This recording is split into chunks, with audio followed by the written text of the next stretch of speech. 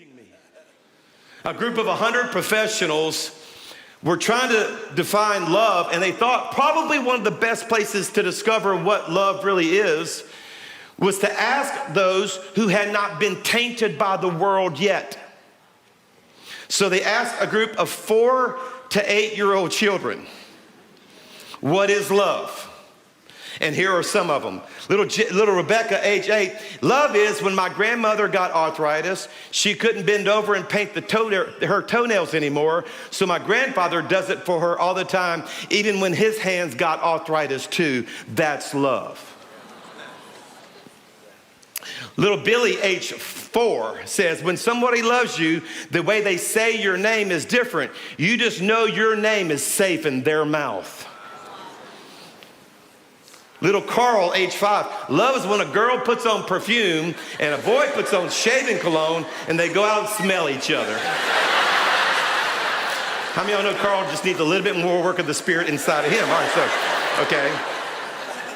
Chrissy, age 6, love is when you go out to eat and give somebody most of your French fries without making them give you any of theirs. Amen, Chrissy. Terry, age 4, love is what makes you smile when you're tired. Out of the mouths of infants and children, Jesus said, God has perfected praise. Watch little Danny, age 7. Love is when my mommy makes coffee for my daddy and she takes a sip before giving it to him to make sure it tastes okay. Come on, Danny. Little Emily, age 8. Love is when you kiss all the time. And when you get tired of kissing, you actually still want to be together and you talk more. My mom and daddy are like that. They look gross when they kiss. Little Bobby, age 7. Love is what's in the room with you at Christmas if you stop opening presents and just listen.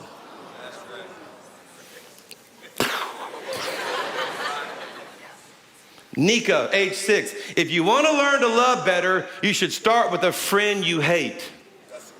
We need a few more Nikas in the world.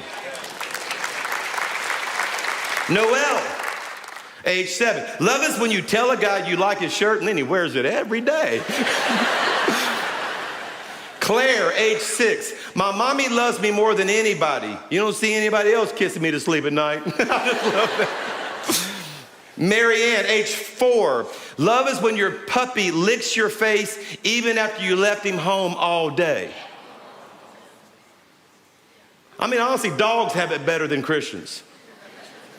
Yeah, I heard this. They say, if you really want to prove how much your dog loves you more than your spouse, lock both of them in the trunk of your car, come back an hour later and see which one's happy to see you.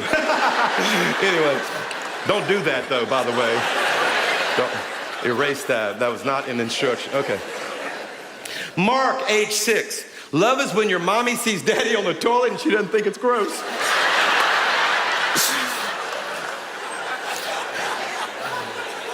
That's funny. Jessica, age 8. You really shouldn't say I love you unless you mean it. But if you mean it, say it a lot. Because people forget. There was a contest. They were trying to find out the most caring child in America. And they landed on a little boy who was 4 years old, and he won because he went next door. The mama told the story of how he went next door to this elderly man who just lost his wife of 50-something years. And when he got back, his mom said, honey, what did you say to the old man next door? He said, nothing. I just helped him cry.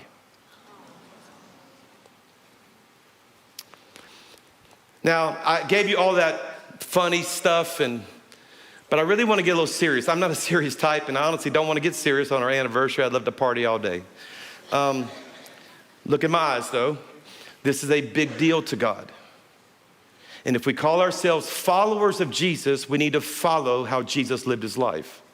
That's what a follower, that's what a believer is. And I know you're not there, and I know I'm not there, but we need to make love our greatest aim. We should still be pointing it in that direction. And I'm just here to tell you, this is not a small thing. This is not just that's just not who I am. You don't have that luxury. Because Jesus himself said, if you're offering your gift at the altar, you're going to church, and there you remember that you have a brother or sister that you have something against, I'd rather you leave church. Leave your gift there at the altar, and I want you to first go and reconcile to them and then come back to church. It's a big deal. 1 John says it this way: anyone who claims to be a Christian, I'm in the light, but you have hate.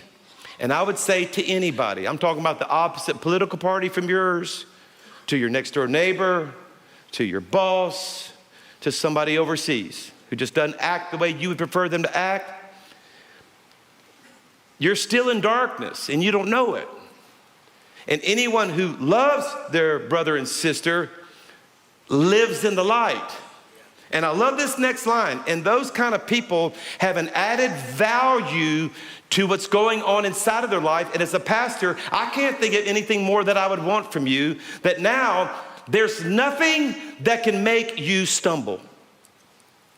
Wouldn't it be great to find out this truth, allow this to become our aim? It actually starts taking root on the inside of us, and the net result isn't the people that we loved are happier. No. You now live a life that has a whole lot less stumbling going on.